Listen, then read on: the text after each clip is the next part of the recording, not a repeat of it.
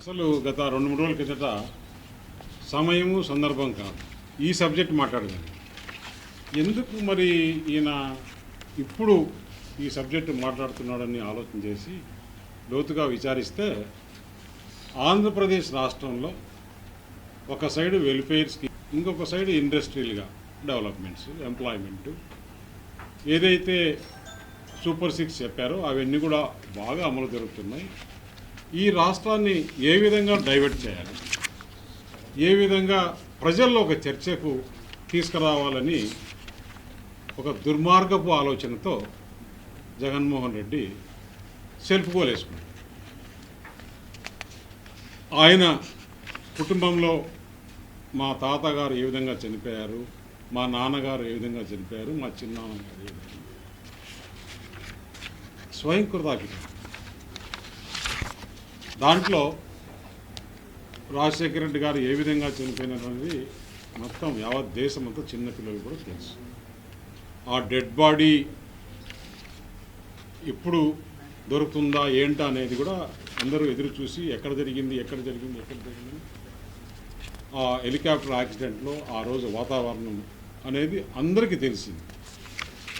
ఇంతకుముందే కేశవ్ గారు చెప్పినట్లు దాన్ని ఏ విధంగా చిత్రీకరించారో చూశాం. వివేకానంద రెడ్డి హత్య ఏ విధంగా చిత్రీకరించారో చూశాం. ఈరోజు మీకు సోషల్ మీడియా ఉంది. సోషల్ మీడియాలోనే ఒక క్వశ్చన్ వేసుకోండి. రాష్ట్ర ప్రజలారా, వివేకానంద రెడ్డి హత్యను ఏ విధంగా భావిస్తున్నారు, ఎవరు చేశారని. 80%, 90% మీ మీద ఆరోపణలు రాకుండా ఉంటే నేను రాజకీయం నుంచి సన్యాసం తీసుకున్నాను. ఓపెన్ ఒక ప్రెస్ క్లబ్లో ఒక సోషల్ మీడియా పెట్టి మీరు ఓపెన్ చేయండి. ఈ క్వశ్చన్ చేసి మీరు ఓపెన్గా ఎవరైనా దీని మీద ఆన్సర్ చేయండి. మీరు నమ్ముతున్నారా లేదా జగన్మోహన్ రెడ్డి హస్తం ఉంది దీంట్లో, వివేకానంద రెడ్డి దాంట్లో డైరెక్ట్గానే నమ్ముతున్నాం అనే క్వశ్చన్ రాకుండా పోతే నేను ఎంపీకి రాజీనామా చేసి రాజకీయాల నుంచి మానుకుంటాను. ఇవన్నీ ఒక పక్క చేస్తూ ఎంత ధైర్యంగా మళ్ళీ ఈ విషయాన్ని తీసుకొని వచ్చి అంటే అతను ఆలోచన ఏంటంటే జగన్మోహన్ రెడ్డి ఒక క్రిమినల్, ఈ గొడ్డలి అనేది బాగా ప్రజల్లోకి పోయింది. దాన్ని డైవర్ట్ చేయడానికి పాపం ఒక శాంతి దూతగా ఆయనే నేను మంచివాడిని, మా కుటుంబంలో ఇలా చేశారని. అసలు కుటుంబంలో ఈరోజు పరిస్థితి ఏంటి అనేది మనం చూస్తూనే ఉన్నాం. కుటుంబంలో చిన్నాన్ను చంపేసి ఒక పక్క చెల్లెలతో దూరం అయిపోయి సిస్టర్స్తో. ఈ కేసులన్నీ కూడా ఎవరు విచారించారు? చంద్రబాబు నాయుడు లేకపోతే కూటమి ప్రభుత్వం కాదు, సిబిఐ విచారించేసి ఈరోజు వైఎస్ భాస్కర్ రెడ్డిని ముద్దాయి చేసి మిగతా మీ దగ్గర ఉండే కుటుంబ సభ్యులందరినీ ముద్దాయిలు చేసి వాళ్ళు జైల్లో ఉన్నారు ఇప్పటికీ. ఇంకా కూడా వివేకానంద రెడ్డి హత్య అప్పుడు ఎప్పట్లో నిజంగా దేవాంశ్ లేడు, లేకుంటే ఆయనకు చిన్నపిల్లాడు, లేకుంటే ఆయనే కొంచెం 10-15 సంవత్సరాలు వచ్చింటే ఆయనే పాత్ర ఉందని కూడా జగన్మోహన్ రెడ్డి చెప్పి నమ్మించే విధంగా ప్రయత్నం చేశారు. ఎక్కడ పోతున్నాం? అసలు చరిత్ర ఏంటి? రాజారెడ్డి ఏ విధంగా చిన్నప్పుడు చేశాడు అంటే, మేము చిన్నప్పుడు దాదాపు 48 సంవత్సరాల క్రితం పులివెందుల్లో ఇతని పరిస్థితి ఏంటి? అప్పుడు ఒక ఎస్టీ కులాన్ని అడ్డు పెట్టుకొని దోపిడీలు దొమ్మిలు చేసేవారు. రికార్డులో ఉంది పోలీస్ స్టేషన్లో, పులివెందుల పోలీస్ స్టేషన్లో ఎన్ని దోపిడీలు ఎన్ని దొమ్మిలు అంటే విలేజ్లపై పడి నైట్ పూట. ఇప్పుడు స్టీవర్ట్పురం చూసాం కదా, అప్పుడు ఏ విధంగా చేసేవాళ్ళని ఆ విధంగా జరిపించుకుంటూ జీవనం గడిపేవాడు. అక్కడి నుంచి కోడూరులో మంగంపేట వెరైటీస్ బాగున్నాయని చెప్పేసి అక్కడ సుబ్బనర్సయ్య దగ్గర ఒక టిప్పర్ పెట్టుకొని ఆయన దగ్గర పనిచేస్తూ ఈ మైండ్లో బాగా ఆదాయం వస్తుందని చెప్పేసి ఆయన్ను మర్డర్ చేసినప్పటి నుంచి ఆ టేస్ట్ అనేది చూశాడు. ఒకరిని చేసేస్తే ఏ విధంగా ఆదాయం వస్తుందని. అక్కడి నుంచి పులివెందల్లో ఏ విధంగా 78లో ఆయన కొడుకు ఎమ్మెల్యే కావడము, ఆ కాన్స్టిట్యున్సీలో ఏ విధంగా ఆధిపత్యాన్ని చేసుకోవాలి. ఇప్పుడు కేశవ చాలా క్లుప్తంగా క్లియర్గా ఇప్పటికీ మీరు మీడియా అంతా కూడా ఒక్కసారి ఆ పార్నపల్లి విజిట్ చేయాలని కోరుతున్నాను. ఆ పార్నపల్లి అనేది బార్డర్, లాస్ట్ అనంతపురం జిల్లాకు బార్డర్, లాస్ట్ విలేజ్.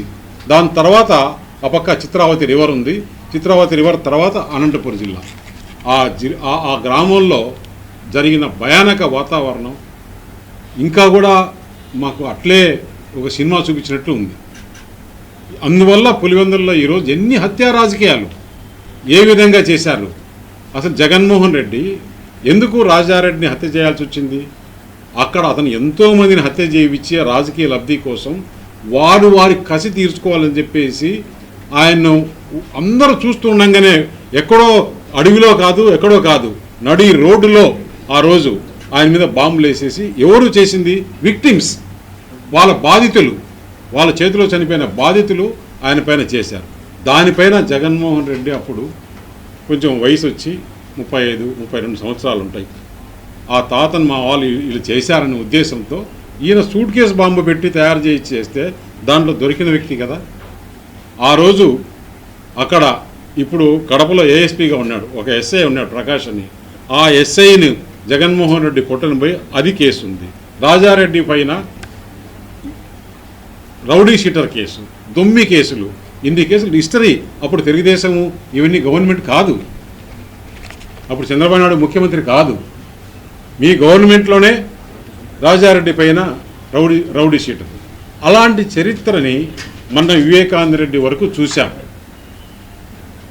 అసలు కుట్రలు కుతంత్రాలు అనేది కొత్తగా ఎవరికొరికో క్రిమినల్స్ కూడా రాని ఐడియాలు మీకు వచ్చి మీరు రాజకీయాలు చేసి రాజకీయ లబ్ధి పొంది ఈరోజు రాష్ట్రంలో నాకు ఒక గొడ్డలనే పేరు వచ్చింది, ఒక క్రిమినల్ అనే పేరు వచ్చింది. ఆ పేరు పోగొట్టుకోవాలని చేస్తే రాబోయే రోజుల్లో మంచి పనులు చేయాలి. ఇవన్నీ చేసిన వల్ల ఒక్కసారి అవకాశం ఇస్తే ఆంధ్రప్రదేశ్ ప్రజలు 5 సంవత్సరాలు ఎంత నరకయాతన పడి ఈరోజు మిమ్మల్ని 11 సీట్లకు తెచ్చేస్తే దాన్ని ఏ విధంగా నేను మంచి పేరు తెచ్చుకోవాలని ఆలోచన చేయకుండా ఇంకా కూడా ఇలాంటి రాజకీయాలు చేస్తే ఆంధ్రప్రదేశ్ ప్రజలు ఇప్పుడుండే సోషల్ మీడియా, ఇప్పుడుండే యువతకు ఇవన్నీ నచ్చవు. రాష్ట్రానికి మంచి చేయాలి. రాష్ట్రానికి ఎవరైతే మంచి చేస్తారు ఇప్పుడు ఎందుకంటే అతనికి ఏమైపోయింది? ఒక పక్క ప్రధానమంత్రి నరేంద్ర మోడీ గారు రాష్ట్రానికి మంచి సహకారం అందిస్తున్నారు. ఇంకొక పక్క అనుభవం ఉన్న ముఖ్యమంత్రి చంద్రబాబు నాయుడు గారు ఈ ఇండస్ట్రియల్ డెవలప్మెంట్ ఇవన్నీ తెస్తున్నారు. ఇంకా కొత్త కొత్త పథకాలు కూడా తీసుకొస్తున్నారు. దానికి యువతగా తోడుగా పవన్ కళ్యాణ్ గారు ఉన్నారు. ఈ రాష్ట్రంలో ఏమి చేయాలి, మనకి ఈ విధంగా ఎట్లా మచ్చ పోగొట్టుకోవాలనే ఉద్దేశంతో తన సెల్ఫ్ గోల్ తానే వేసుకున్నాడు. ఈ రాష్ట్ర ప్రజలు ఒక్కసారి గత 5 సంవత్సరాలు చూసిన జగన్మోహన్ రెడ్డిని ఎప్పటికీ ఇప్పటికి కాదు ఎప్పటికి కూడా ఈ కూటమి ప్రభుత్వం ఉన్నంత వరకు నువ్వు మళ్ళీ కూడా ఆలోచన చేసుకోవాల్సిన అవసరం కూడా లేదని తెలియజేస్తుంది. అనేది ఎక్కడో అన్న రూమ్లోనో లేకపోతే ఇంకొకటి ఎక్కడో జరగల, అడవిలో జరగల, నడి రోడ్డులో ఒక మండల హెడ్ క్వార్టర్స్లో నడి రోడ్డులో పట్ట పగలు అందరూ చూస్తుండగానే ఆయన చంపేసింది. ఎవరనేది ప్రజలందరూ చూస్తున్నారు. ఆ రోజు ఆ సూట్ కేసు బాంబులో కూడా ఆ రోజు రెడ్ హ్యాండెడ్గా మంగళకృష్ణ దొరికాడు. మంగళకృష్ణ ఎవరు? అసలు ఇప్పుడు ఒకసారి మనం గుర్తుపెట్టుకుందాం. జగన్మోహన్ రెడ్డి వెంబడి ఉండే బ్యాచ్ని చూడండి, ఇప్పుడు ఈ కూటమి ప్రభుత్వంలో ఉండే మంత్రివర్గాన్ని చూడండి. అప్పుడు మంత్రివర్గం జగన్మోహన్ రెడ్డి బ్యాచ్ ఎవరెవరు? మంగళకృష్ణ, శంకర్ రెడ్డి, శివశంకర్ రెడ్డి. లేదంటే కనుక మనం ఒక్కసారి గుర్తు తెచ్చుకోండి ఎటువంటి వాళ్ళు అప్పుడు మంత్రివర్గంలో ఉన్నారు, ఆ మంత్రివర్గంలో ఉండే అసెంబ్లీలో ఏ విధంగా మాట్లాడుతున్నారు, ఇప్పుడు మంత్రివర్గం ఏ విధంగా పనిచేస్తుంది, ఇప్పుడు మంత్రివర్గంలో ఉండే వ్యక్తులు ఎవరెవరో చూడండి ఎట్లా పనిచేస్తున్నారు. ప్రజలు అన్నీ కూడా బేరీ చేసుకుంటున్నారు. అంత సింపుల్గా లేదు. ఇప్పుడు ఏదో మామూలుగా టీవీలు పేపర్లే కాదు, సోషల్ మీడియా కూడా పవర్ఫుల్కి వచ్చినప్పుడు చిన్న విషయం ఇప్పుడు ఇక్కడ నేను మాట్లాడుతుంటే ఇప్పుడు కొన్ని వందల మంది, కొన్ని వేల మంది, లక్షల మంది ఒక సెకండ్లో 2 సెకండ్లో చూసేసి వాళ్ళు బెరీ చేసుకుంటున్నారు. ఈయన మాట్లాడింది కరెక్టా కాదా, ఏ తప్పు ఏది అబద్ధము అనేది అందరికీ నాలెడ్జ్ వచ్చేసింది ఇప్పుడు. ఎందుకంటే నాలెడ్జ్ మన ఒకరి సొంతం కాదు, ఆ రోజులు పోయినాయి. అది జగన్మోహన్ రెడ్డి గుర్తుపెట్టుకోవాలి. నాగేశ్వరరావు అంటే కొంత క్రెడిబిలిటీ ఉంది, మనం అందరం ఒప్పుకోవాల్సింది. ఎందుకంటే కొద్దిగా నాలెడ్జబుల్గా మాట్లాడతాడు. గత కొన్ని రోజులుగా ఎందుకు ఆయన మనం చెప్తే బాగుండదు కానీ మొన్న జరిగిన ఇష్యూ అమిత్ షా అంట, పవన్ కళ్యాణ్ అంట మాట్లాడుకున్నారంట. అప్పుడు నాగేశ్వరరావు లోపల నుంచి విన్నాడంట. ఏమన్నా అర్థం ఉందా? నేను కూడా నాగేశ్వరరావు మాట్లాడదాం అనుకున్నా కానీ ఇప్పుడు మీరు చెప్తున్నారు ఎట్లా అని. ఎప్పుడు ఎవరు ఎట్లా మారిపోతారు, ఎప్పుడు ఏ బ్యాచ్కి ఏమవుతుందో మనం చూస్తున్నాం. ఎందుకంటే నేను నాగేశ్వరరావు దగ్గర ఎక్స్పెక్ట్ చేసింది కాదు, ఆయన ఒక్కసారి కాదు బేషరతుగా ఈ వాపసు తీసుకుంటున్నా అని 10 సార్లు చెప్పినా కూడా చాలదని చెప్పి తెలియదు. అంతకన్నా ఎక్కువ మాట్లాడడం కూడా బాగుంటుంది.